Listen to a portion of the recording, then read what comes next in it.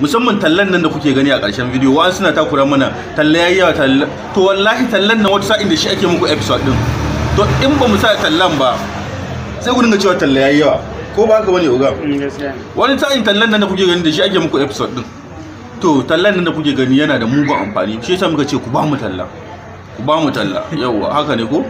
Sannan kuma akwai mutanen da za ku iya ko ba ku da talla ba ku iya daukan nauyin wani, ku ce episode kaza ni na dauki nauyin shi, bai da wani tsada, ka ce mana mazaje da Allah ina son dauki nauyin episode kaza, za mu sa executive producer mu sa sunanka kai ka dauki nauyin shi.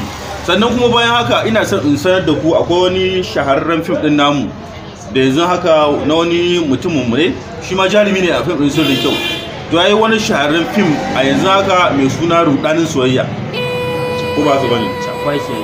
Shakwaki rudanin soyayya. To yanzu gayan sunan shi Nura Shugaba, rudanin soyayya yana nan yanzu haka a channel din shi, ana nan ana haska ta, ko ba ga bane? Mu je mu subscribe din channel din shi Nura Shugaba rudanin soyayya, mu kalle shi tare, insha Allah na san mutum ba zai da sanin kallon wannan film din ba, rudanin soyayya. Kala kafin a rufe ni tambaya ɗaya da nake so in yi shine, sannan kuma ina zuwa a description din bidiyon nan akwai link din wannan bidiyon rudanin soyayya, kuna taba description din yawwa za ku je ku kalli film din rudanin soyayya, rudanin soyayya. Ci gaba. Tambaya da shi ne wai Allah me yasa mutane suka damu da so komai so soyayya soyayya nan ita ce an ce ita ce rayuwa, ni amma ban sani ba, da Allah ku gaya min in kana da idea ka yi a comment din wannan bidiyon da Allah, me yasa mutane sun damu da soyayya?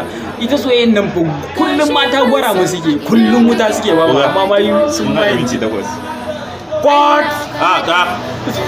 Rudanin soyayya, description din bidiyon nan akwai link din rudanin soyayya, ku je ku kalla. Mun gode. Ni ma ina cikin bidiyon.